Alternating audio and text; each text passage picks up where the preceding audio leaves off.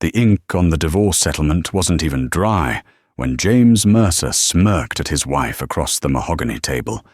He thought he had committed the perfect crime, hiding $50 million of real estate and intellectual property in a shell company where she couldn't touch it. He expected tears. He expected screaming. He expected a fight for every penny. Instead, Eliana sat there with her hands folded, looking bored. James thought her silence was defeat. He didn't realize that in the world of high-stakes business, silence is the sound of a trap snapping shut. When the judge opened the final folder, James's smirk would vanish, replaced by a horror he never saw coming. The envelope landed on the granite kitchen island with a soft slap, sliding across the polished surface until it hit the bowl of lemons. Eliana Mercer didn't flinch. She continued to slice the cucumber for her afternoon salad, the knife rhythmic and steady against the wooden board. Chop, chop, chop. The morning sun streamed through the floor-to-ceiling windows of their penthouse in downtown Chicago, illuminating the dust motes dancing in the air, the only chaotic thing in a room designed for perfection. "Read it," James said. His voice was tight, carrying that familiar edge of impatience he had cultivated over the last 5 years. He stood on the other side of the island, adjusting his silk tie. He was handsome in that sharp, predatory way that had once charmed her. Now, at 38, his face was hardening, lines of greed etching themselves around his mouth. Eliana wiped her hands on a linen towel and picked up the thick manila envelope. She didn't need to open it to know what it contained. The scent of expensive legal toner practically oozed through the paper. "Divorce papers," she stated, not asking. "Irreconcilable differences," James replied, checking his watch. A Patek Philippe she had bought him for their 10th anniversary. "I've been generous, Eliana. You keep the apartment in the city, the SUV, and I'll provide a monthly stipend for 2 years. Just sign it, and we don't have to drag this out." Eliana pulled the documents out. Her eyes scanned the legal jargon. It was brutal. He was effectively cutting her out of everything that mattered, specifically Mercer Dynamics, the logistics software company they had built from the ground up in their garage 15 years ago. Well, the company she had coded the back end for while he handled the sales. "You're keeping the company entirely?" Eliana asked, her voice dangerously level. "It's my vision, Eliana. You haven't stepped foot in the office in 3 years, James scoffed, pouring himself a coffee. "You've been busy with your charities, your gardening. You're a housewife, Eliana, a very comfortable one. Don't get greedy." He was lying, of course. Eliana hadn't been to the office because he had systematically pushed her out, hiring a board of directors that were his old college buddies and making the environment so toxic she chose to work from home. Then he had cut her remote access. "And the portfolio?" she asked, flipping to page 12. "The investment properties in Aspen and Miami?" "Liquidated to cover business debts," James said quickly. Too quickly. "Bad quarter. Market volatility. It's all gone." Eliana looked up. She saw the slight twitch in his left eye. He was lying about the debts, too. She knew exactly where those properties were. She knew exactly who was living in the Miami condo right now, a 24-year-old marketing intern named Sienna. James tapped his fingers on the marble. "Look, my lawyer, Robert, says this is more than fair. If you contest it, we go to court. And if we go to court, I'll bury you in legal fees until you're selling this jewelry just to buy groceries. Just sign it, Eliana. Be a good girl for once." The insult hung in the air. Be a good girl. For a decade, Eliana had been the good girl. She had played the supportive wife while he stood in the spotlight. She had edited his speeches, fixed his code bugs at 3 a.m., and smiled for the cameras at Garlus while he took credit for her innovations. She looked at James. She saw a man who thought he was a king, standing on a castle made of sand. "Okay," Eliana said softly. James blinked. He froze mid-sip. "What?" "I said okay," Eliana repeated. She reached into the drawer, pulled out a black pen, and clicked it. "I'll sign. I want out, James. If this is the price of my freedom, fine. Take the company. Take the imaginary debts. I just want the divorce finalized by the end of the month." James stared at her, stunned. He had prepared for a war. He had his shark of a lawyer, Robert, ready to leak stories to the press about Eliana being mentally unstable. He had hidden assets in 3 different offshore accounts. He was ready to fight. Her capitulation was confusing. It was disappointing. You aren't going to argue about the shares?" James asked, suspicion creeping into his tone. "You said they're worthless because of the debts, right?" Eliana signed her name with a flourish on the last page. Eliana Mercer.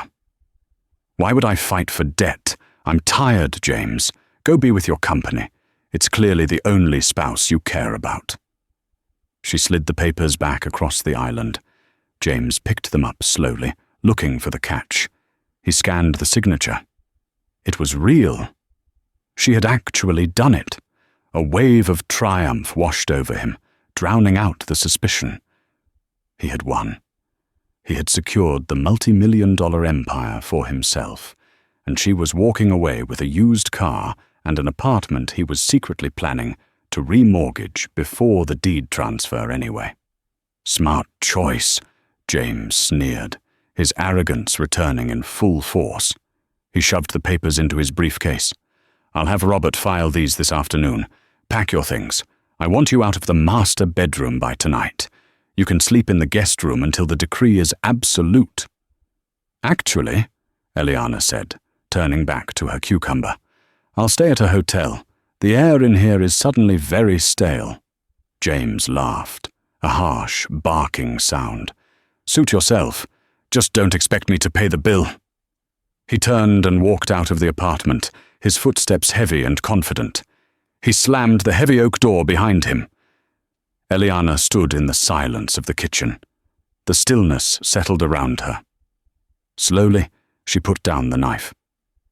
She walked over to the window and watched James emerge from the building below, getting into his black sedan. She watched him drive away. She picked up her phone and dialed a number she had saved under pizza delivery. It rang twice. "It's done," Eliana said, her voice changing. The softness was gone, replaced by a cold, steel authority. "He signed the agreement where I waive my rights to Mercer Dynamics in exchange for the liquidated assets being removed from the marital pot. He thinks he's clever." A deep, raspy voice on the other end chuckled. It was Arthur, the most feared forensic accountant and litigator in the state, a man who had retired 5 years ago, but came back solely for this case.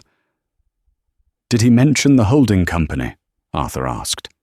"He thinks I don't know about Obsidian Ventures," Eliana replied, walking toward her study. "He thinks he moved the intellectual property there safely. He has no idea, Arthur." "The court date is set for November 12th, Arthur said. "Judge Harrow is presiding. He's a stickler for detail. James is going to walk into that courtroom thinking it's a formality." "Let him think that," Eliana said, opening a drawer in her desk. Inside was a single red folder labeled Project Phoenix. "James likes to play games. He just forgot that I'm the one who wrote the rules." 2 weeks later, James sat in the VIP booth of the Velvet Room, the most exclusive club in the city. The bass of the music thumped against his chest, vibrating through the crystal glass of scotch in his hand. Next to him sat Sienna.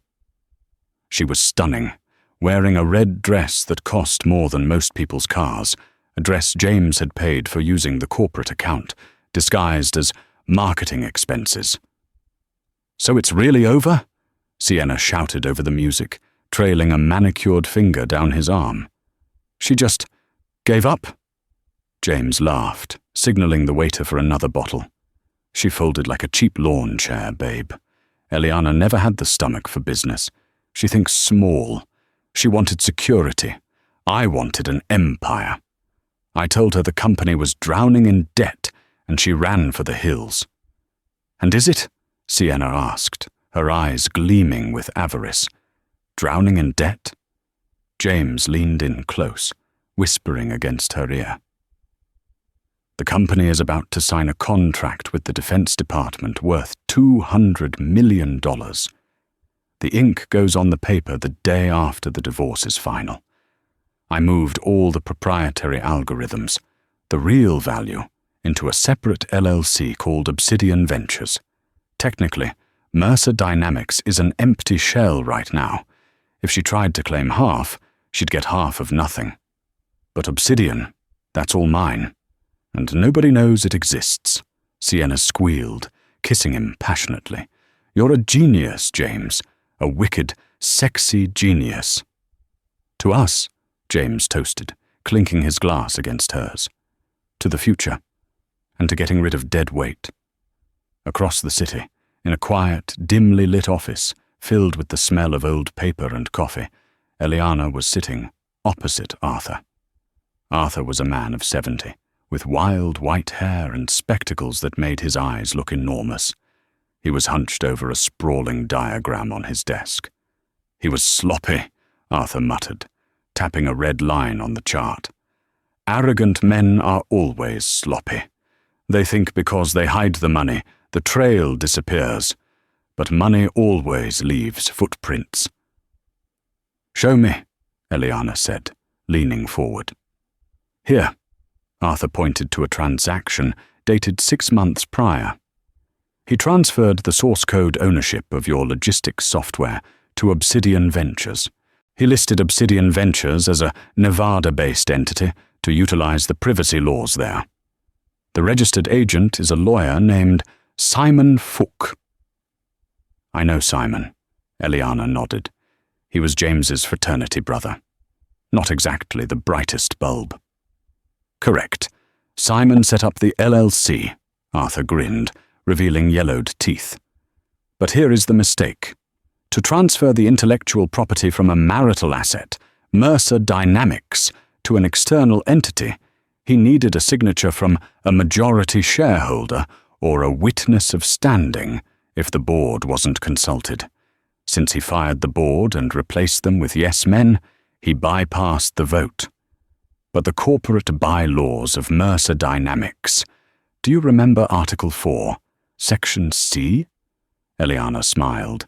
It was a cold, sharp smile. "Of course I do. I wrote it. Any transfer of intellectual property exceeding $1 million in value requires the wet signature of the Chief Technical Officer," Arthur recited, "and who, according to the official state records that James never bothered to update, is still the listed CTO. "I am," Eliana said. "He fired me verbally. He locked me out of the building. But he never filed the paperwork with the Secretary of State to formally remove me as an officer of the corporation. He was too lazy." "Exactly," Arthur slammed his hand on the table. "Which means the transfer of the assets to Obsidian Ventures is technically voidable. But we aren't going to void it. Oh no. That would just bring the money back to the marriage pot to be split 50-50.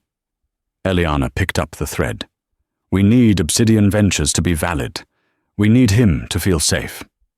"Right, but look at Obsidian itself." Arthur slid a second paper across. "This is the operating agreement for Obsidian Ventures. Standard boilerplate. But look at the funding source. To open the LLC, he needed an initial capital injection. He used a wire transfer." "From our joint savings?" Eliana asked. "No, he was smarter than that. He used a private loan." Arthur's eyes twinkled. "He borrowed $500,000 to set up the infrastructure. He borrowed it from a private lending firm called Aurelius Capital." Eliana frowned. I don't know them." "You do," Arthur whispered. "You just don't know you do. Remember your father's old trust? The one he left you when he passed away 10 years ago. The one James tried to get you to cash out to buy the yacht. But you refused?" "The North Star Trust," Eliana said. "It's managed by the bank."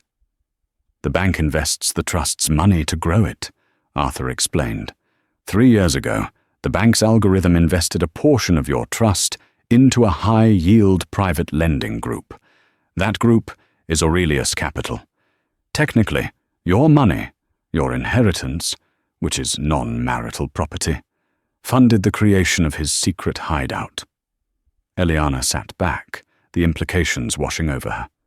"So," she said slowly, "my inheritance paid for his mistress's apartment and the shell company he's using to steal our business." "It gets better," Arthur said, pulling out the final document. It was a photocopy of a deed. The loan agreement he signed with Aurelius has a default clause. It's predatory. If the borrower, Obsidian Ventures, fails to make the first 3 interest payments on time, the lender has the right to seize 100% of the collateral. The collateral listed is the intellectual property. "James doesn't pay bills," Eliana murmured. "He has assistants for that. But Obsidian is a secret. He doesn't have an assistant for it. And he's been so busy partying with Sienna," Arthur checked his notes, "that he missed the payment dates in September and October. He has 1 week to make the November payment. If he misses it..." "Aurelius Capital seizes the software," Eliana finished. "And since you are the primary beneficiary of the funds backing Aurelius in this specific sector, we can petition the court to argue that the seized asset effectively reverts to the trust." Eliana stood up and walked to the window of Arthur's office. The city lights of Chicago twinkled below, indifferent to the wars being fought in its skyscrapers. "He's going to miss that payment," Eliana said. "He's too arrogant. He thinks the loan is a formality he can fix later." "So, the plan?" Arthur asked. "Let him walk into court." Eliana turned back, her eyes hard. "Let him brag. Let him lie to the judge. And then we take everything." The week leading up to the final hearing was a masterclass in deception. Eliana knew that for the trap to work, James had to believe he was completely untouchable. He had to believe she was weak, broken, and desperate. She moved out of the penthouse and into a modest, extended-stay hotel on the outskirts of the city. She made sure to be seen. She went to the grocery store in sweatpants, no makeup, buying generic brands. She knew James had people watching her. He was paranoid enough to want confirmation of his victory. On a Tuesday afternoon, 3 days before the court date, Eliana's phone buzzed. It was a text from her old friend, Sarah, who still worked at the front desk of Mercer Dynamics. "He's popping champagne in the conference room. Just announced the DoD contract is a sure thing for next week. He's telling everyone you're moving to Arizona to find yourself." "Are you okay?" Eliana typed back. "I'm fine. Let him celebrate." She sat at the small desk in her hotel room, staring at the calendar. Yesterday was the deadline, the 3rd missed payment for the loan backing Obsidian Ventures. She called Arthur. "Did it happen?" she asked, her voice steady. "It happened at midnight." Arthur's voice was gravelly with satisfaction. The automated system at Aurelius Capital flagged the account as delinquent. The default clause triggered instantly. Notices were sent to the registered email address, which, if I recall, is an encrypted account James rarely checks. "He never checks it," Eliana confirmed. "He thinks encryption means invisible, not secure." "Then legally, the asset seizure process has begun. It's automatic. He doesn't own the software anymore, Eliana. He's walking around selling a product that belongs to your trust fund." "Does he know?" Not yet. And he won't until we tell him. But there's a complication. Arthur paused. Robert, his lawyer. He's a shark, Eliana. He filed a motion this morning to seal the financial records of the divorce. He wants the settlement kept private. Why? Because he knows James is hiding something. Robert doesn't know what, but he knows his client is a liar. He's trying to protect James from future liability. If the records are sealed, and we discover the fraud later, it's much harder to reopen the case. Let him seal it, Eliana said coldly. It won't matter. Perjury is a crime, whether the records are sealed or not. Meanwhile, James was on top of the world. He stood in the center of the open plan office at Mercer Dynamics, holding a glass of Dom Perignon. "To the future!" he bellowed. The staff clapped, though the applause was thin. They missed Eliana. They missed the way she actually remembered their birthdays and understood the code they wrote. James just shouted buzzwords and cut bonuses. Sienna was there, ostensibly as a consultant. She hung on his arm, whispering in his ear. "Did you sign the lease for the new condo?" "Done," James grinned. "The ink is drying. And once Eliana is officially out of the picture on Friday, I'm buying that Porsche you wanted." His phone buzzed in his pocket. A notification. Urgent. Aurelius Capital. Final notice. James glanced at it and swiped it away. Spam, he thought. Probably a phishing attempt. He didn't have time for spam. He was a mogul. Later that afternoon, James met with his lawyer, Robert Vance. Robert was a man who looked like he had been carved out of expensive soap. Slick, shiny, and slippery. "She's quiet," Robert said, pacing James's office. "Too quiet, I don't like it." "She's defeated, Rob." James leaned back, feet on his desk. "I saw the credit card statements. She's buying ramen and staying at a Motel 6. She's done." "Maybe," Robert frowned. "But I got a weird call from the bank today. They were asking about the Obsidian entity." James sat up, his feet dropping to the floor. "What did you tell them?" "I told them it was a holding company for family assets, totally unrelated to the business. They bought it. But James, you need to be honest with me. Is there anything in Obsidian that Eliana can touch? Because if there is, we need to settle for more money. Give her $1 million. Shut her up." "There is nothing," James lied. He looked his lawyer in the eye and lied effortlessly. "Just some old patent ideas that never went anywhere. It's worthless. I just don't want her getting her hands on it out of spite." Robert studied him for a long moment. "All right. We go to court Friday. Judge Harrow is presiding. He hates liars, James. So whatever you do, stick to the script. The company has debts. The assets were liquidated to pay them. Eliana gets the stipend. End of story." "End of story," James agreed. The courtroom smelled of floor wax and anxiety. Judge Harrow sat high on the bench, a man with a face like a crumpled paper bag and eyes that missed nothing. He was nearing retirement and had zero patience for the theatrics of high-net-worth divorces. Eliana sat on the left, wearing a simple grey suit. It was old, slightly ill-fitting. She wore no jewelry.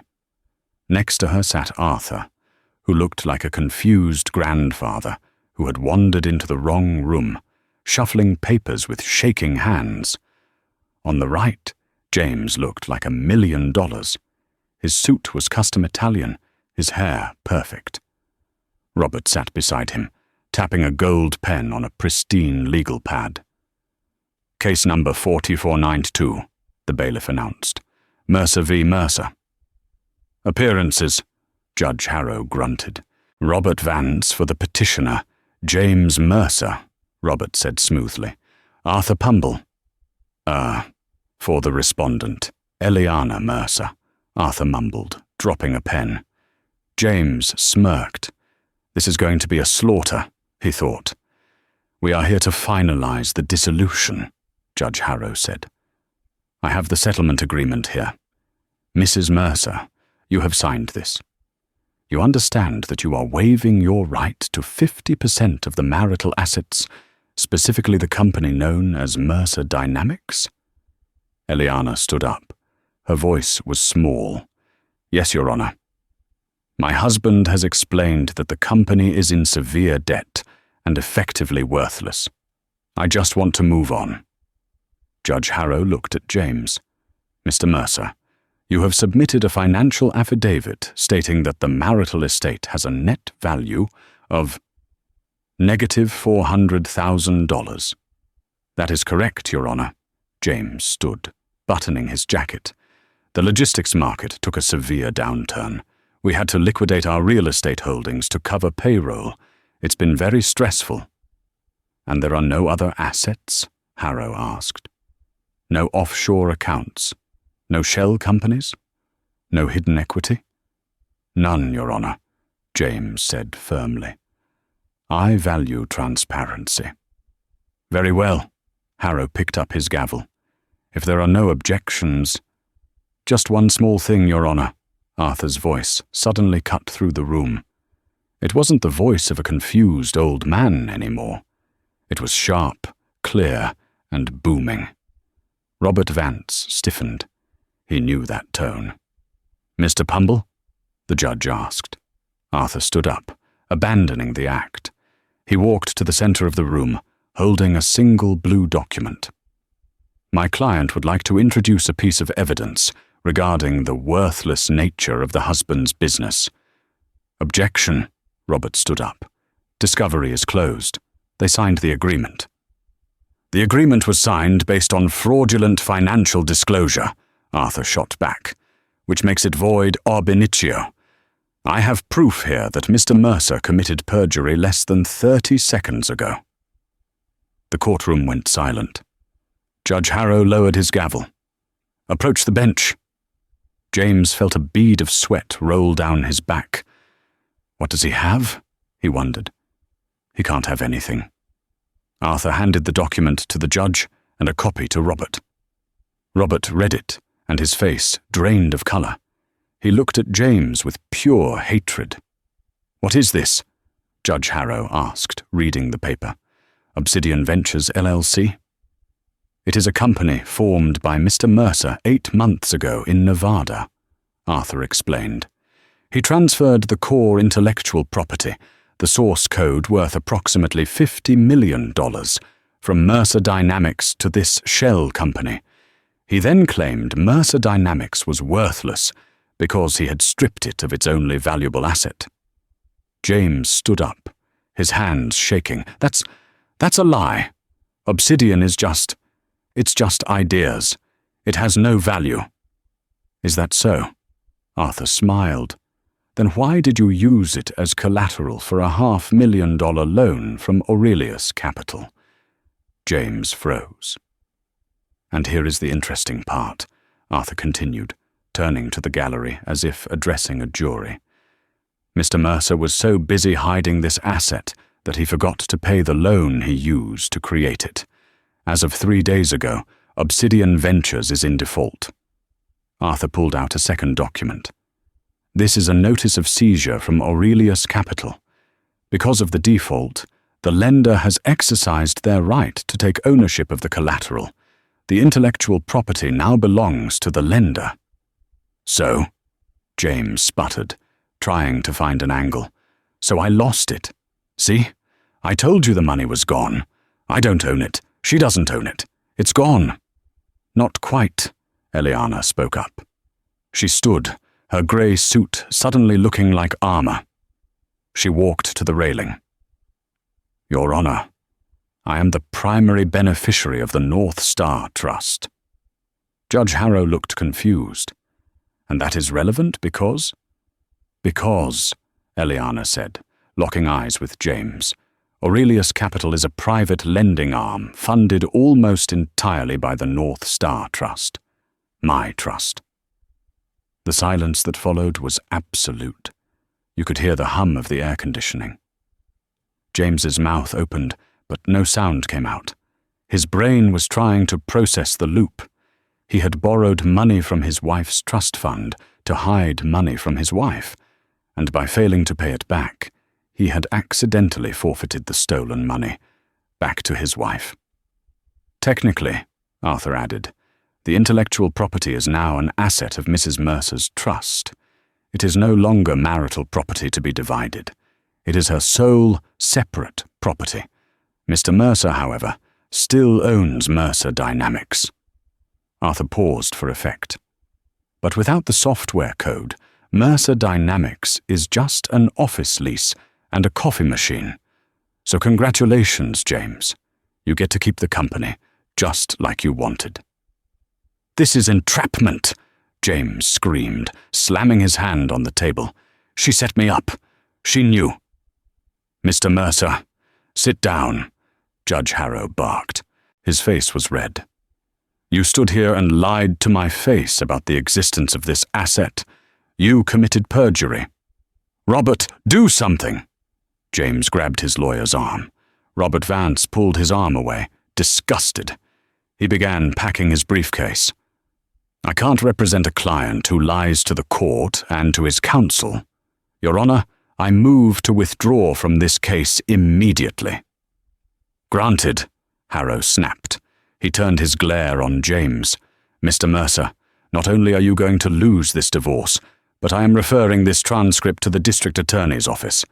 Hiding assets and lying under oath is a felony. And as for the settlement... Harrow looked at Eliana. Mrs. Mercer, since the IP is now legally the property of your trust, that issue is settled. However, regarding the remaining marital assets, the apartment, the cars, the savings, I am awarding 100% of them to the wife as punitive damages for the husband's fraudulent conduct. James sank into his chair. The world was spinning. The $50 million? Gone. The apartment? Gone. His lawyer? Gone. Eliana walked over to the table where James sat slumped.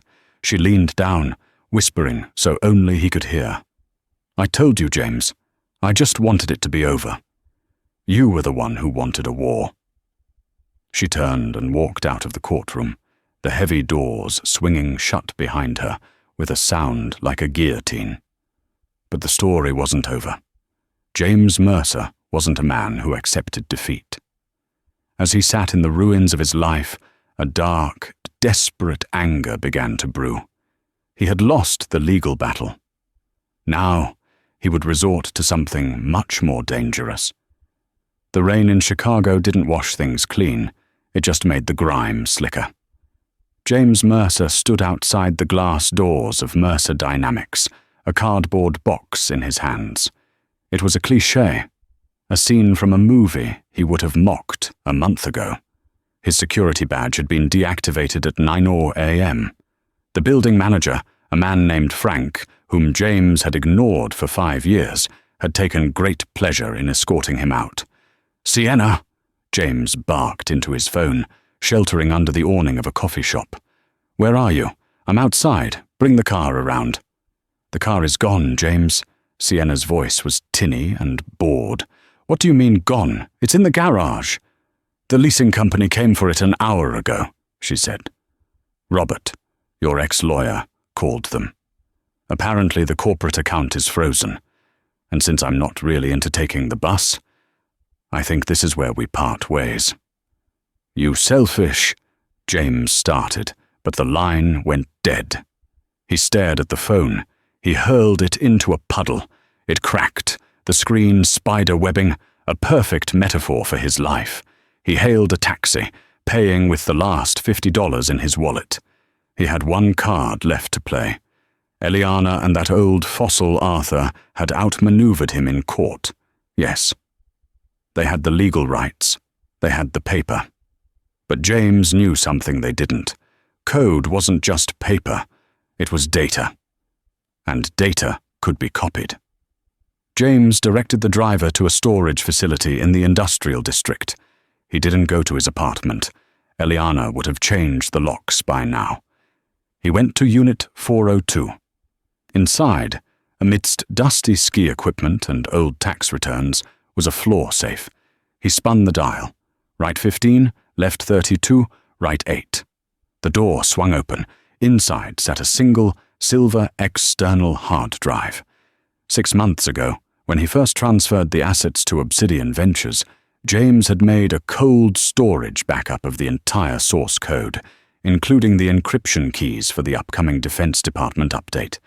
He had done it out of paranoia, afraid of a server crash. Now, it was his golden ticket.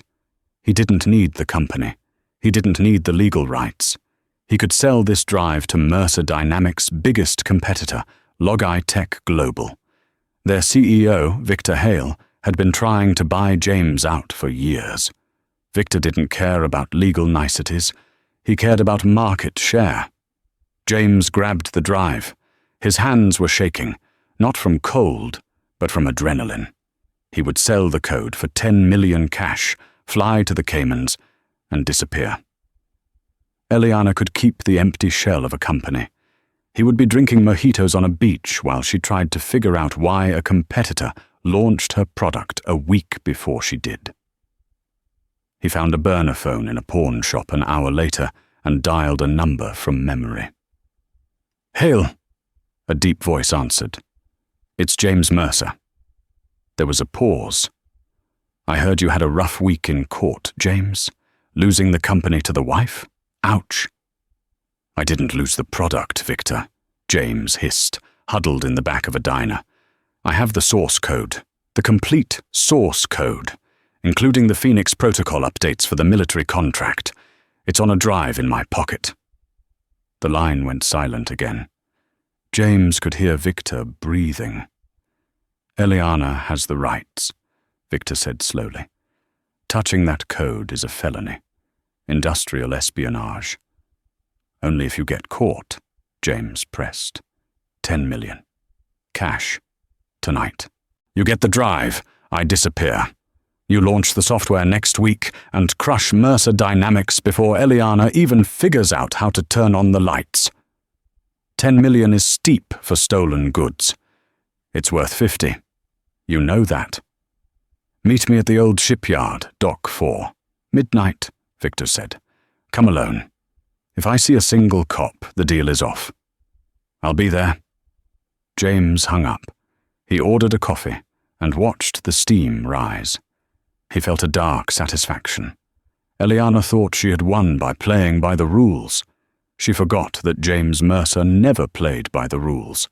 The shipyard was a graveyard of rusted metal and shipping containers, shrouded in fog rolling off Lake Michigan. The wind howled through the gaps in the steel, sounding like a mournful choir. James stood under the yellow glow of a flickering street lamp at Dock 4. It was 11:55 p.m. He checked the silver drive in his jacket pocket for the 100th time. It was cold against his fingers. Headlights cut through the fog. A black SUV approached slowly, tires crunching on the gravel. It stopped 20 feet away. The doors opened. Victor Hale stepped out. He was a bear of a man, wearing a trench coat that looked expensive enough to feed a family for a year. 2 large men in dark suits flanked him. Bodyguards. "James," Victor nodded, his breath visible in the air. "You look like hell." "Cut the pleasantries," James spat. "Do you have the money?" One of the bodyguards lifted a heavy duffel bag. He unzipped it, revealing neat stacks of $100 bills. 10 million, Victor said. Unmarked, untraceable. James felt a rush of greed, so potent it made him dizzy. "Here," he pulled out the drive. "The entire back end, the encryption keys, it's all there." Victor didn't move to take it. He just stared at James with a strange expression. Pity? Amusement? "What?" James snapped. "Take it." "You really hate her, don't you?" Victor asked softly. "Eliana, you hate her so much you're willing to burn down your own legacy just to scorch her eyebrows." "She stole my company," James snarled. "She humiliated me. This is justice." "Justice?" Victor repeated the word, tasting it. He shook his head. You know, James, in this industry, we're sharks. We eat each other. But even sharks have a code. What are you talking about? Victor snapped his fingers. From behind the shipping containers, floodlights suddenly blazed to life, blinding James. He threw his hands up, shielding his eyes. Police! Drop the bag! Hands in the air! James froze. His heart hammered against his ribs like a trapped bird. Victor set me up? But as his eyes adjusted to the glare, he saw figures emerging from the shadows. Uniformed officers, yes. But walking through them, flanked by a man in a rumpled suit, was Eliana. She wore a thick wool coat and boots. She looked calm. Beside her was Arthur. Hello, James, Eliana said. Her voice wasn't loud, but it carried over the wind. You... James stared at Victor. You rat, you worked with her? Victor shrugged, lighting a cigar. Eliana called me 3 hours before you did. She told me you might try to sell the backup. She offered me a legitimate licensing deal for the software, clean, legal, and profitable, if I helped her catch the thief who was trying to undercut the market. Business is business, James. Stolen goods are a liability. A partnership with the legal owner? That's an asset. James looked around wildly. He was trapped.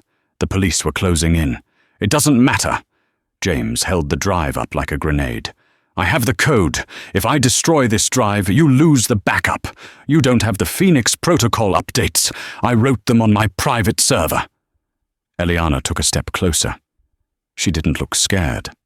She looked sad. Oh, James, she sighed.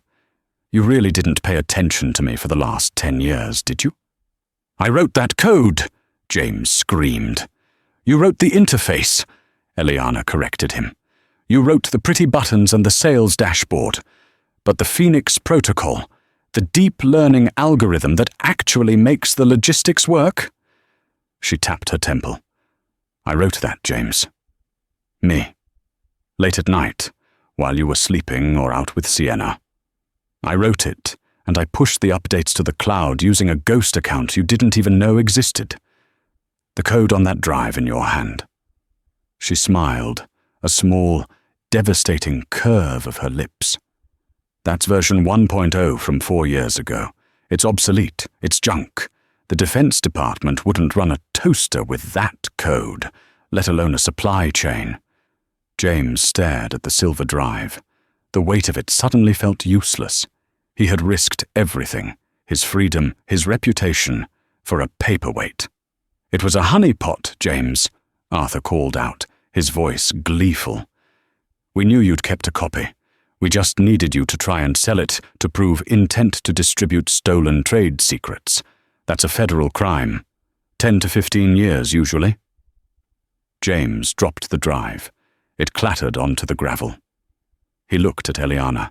For the first time, he saw her not as his wife, not as a victim, but as the architect of his destruction. She hadn't just beaten him. She had let him beat himself. Why? James whispered, as the officers grabbed his arms and handcuffed him. Why go this far? Eliana walked up to him. She looked into his eyes, searching for the man she had once loved, but finding only a stranger. Because you mistook my kindness for weakness, she said softly.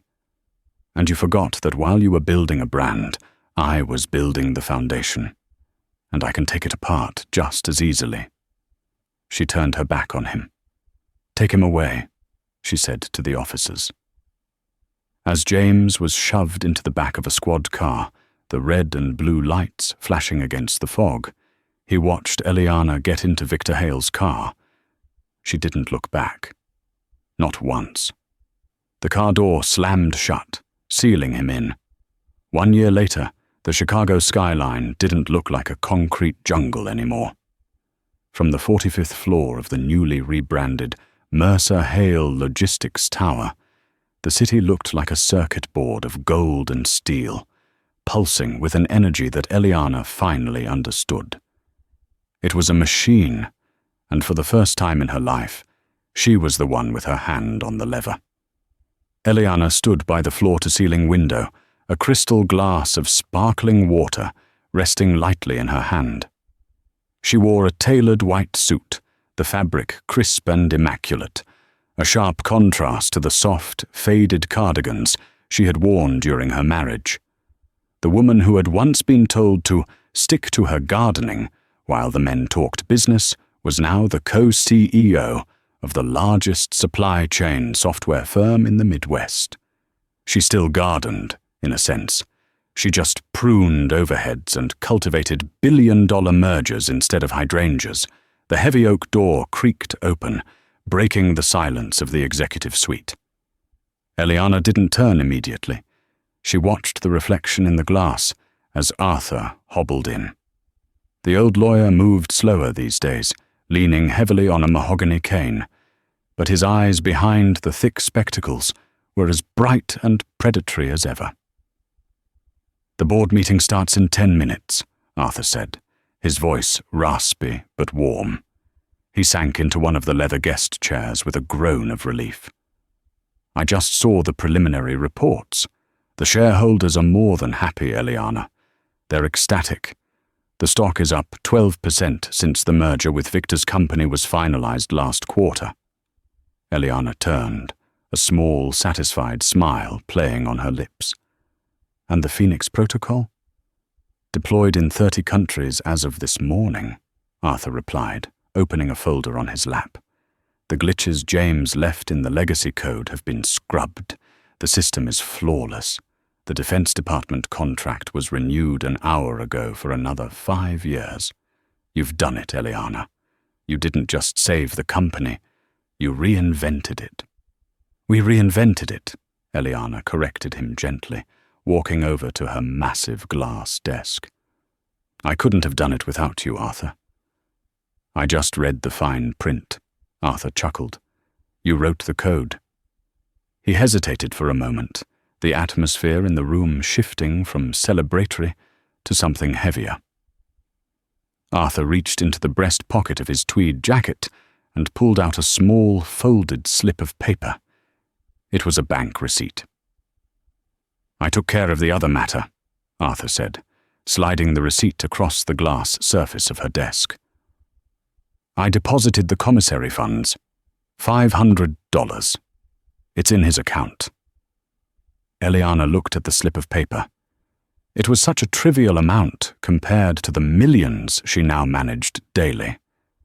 Yet, it carried more weight than any contract she had signed this year. $500, she murmured. Enough for him to buy toothpaste, instant coffee, and maybe some decent writing paper.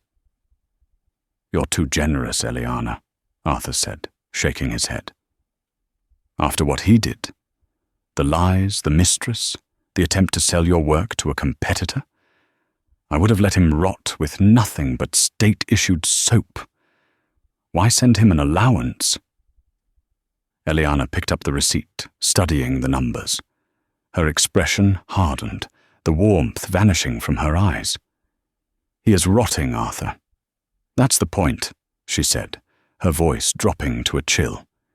"James is a man who lived on admiration. He needed to be the smartest, richest man in the room. Being in a federal prison, just another number in a beige jumpsuit, is a fate worse than death for him. But if I gave him nothing, he could tell himself I was bitter. He could tell himself he got under my skin." She dropped the receipt into the trash bin. "The money is a message. It's the exact amount of the monthly stipend he offered me in the original divorce settlement. Every time he buys a candy bar or a stamp, he has to remember that he is living on my charity. He has to remember that I'm the one signing the checks now." James had pleaded guilty to trade secret theft and wire fraud to avoid a maximum sentence. He was currently serving year 1 of 7 at a medium security facility in downstate Illinois. As for Sienna, she hadn't waited for the sentencing. The moment the handcuffs clicked onto James's wrists at the shipyard, she had vanished. Rumor had it she was in Miami, chasing a retired plastic surgeon, but Eliana didn't care to confirm it. Sienna was a symptom, not the disease. James was the one who had broken the vows. Sienna was just the instrument he used to do it. "There is one last piece of business," Arthur said, his tone growing somber. He reached into his briefcase and pulled out a plain white envelope. "This came for you, from the facility. It's from him." He placed the letter on the desk. The handwriting was jagged, desperate, lacking the arrogant flourish that used to define James's signature. Eliana stared at it. The envelope sat there like a physical weight, a ghost from a past life, trying to haunt her new one. For a fleeting second, she remembered the man he used to be, the charming visionary she had built circuit boards with in a freezing garage 15 years ago. But that memory was instantly overlaid by the image of his smirk across the kitchen island. "Be a good girl. Sign the papers."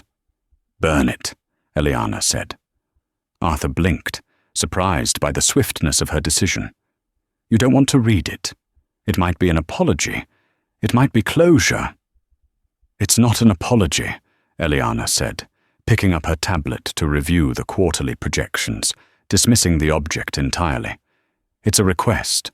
He probably wants me to speak to the parole board, or he wants to know why I haven't visited. James doesn't know how to be sorry, Arthur. He only knows how to negotiate. He thinks if he uses the right words, he can leverage a better deal." She stood up and walked over to the heavy-duty shredder in the corner of the office. She picked up the envelope, unopened. She held it for a moment, feeling the thickness of the folded pages inside. Whatever words were in there, pleas, excuses, accusations, they belonged to a reality that no longer existed. "I don't negotiate with terrorists," she whispered, the sound of her voice barely carrying over the hum of the building's ventilation. "And I don't negotiate with ghosts." She fed the envelope into the machine. The teeth of the shredder roared to life, a harsh, mechanical grinding sound. Eliana watched as the white paper was chewed into unrecognizable confetti, falling into the bin below. The last connection to James Mercer was severed, not with a scream, but with the quiet hum of office machinery. The intercom on her desk buzzed, cutting through the moment. "Mrs. Mercer!" The assistant's voice crackled through. "Mr. Hale and the board are waiting in the conference room. They're ready for your presentation." Eliana straightened her jacket. She checked her reflection in the darkened glass of the window one last time. The woman staring back wasn't the scared wife who had sliced cucumbers while her world fell apart. She wasn't the victim. She was the architect of her own fate. She had learned the hardest lesson of all. In business and in love, ownership isn't about whose name is on the deed. It's about who holds the keys to the future. "Ready, Eliana?" Arthur asked, standing up and leaning on his cane. He looked at her with pride. Eliana smiled. It was a genuine, radiant smile that reached her eyes. "I was born ready." She walked out of the office, her heels clicking rhythmically on the marble floor. It was a sound like a clock counting down. Not for her end, but for her beginning. And that is the story of how Eliana Mercer turned a divorce settlement into a hostile takeover. It's a powerful reminder that in life, the quietest person in the room is often the one you should fear the most. James thought he could hide his assets in the dark, but he forgot that his wife was the one who built the light switch. What did you think of Eliana's revenge? Was it justice, or did she go too far by setting him up at the shipyard? I want to hear your thoughts in the comments below. Let me know if you would have burned that letter or read it. If you enjoyed this story of betrayal, strategy, and ultimate payback, please hit that like button. It really helps the channel grow. And don't forget to subscribe and ring the bell so you never miss a new story. We drop new dramas every week. Thanks for listening. And remember, always read the fine print.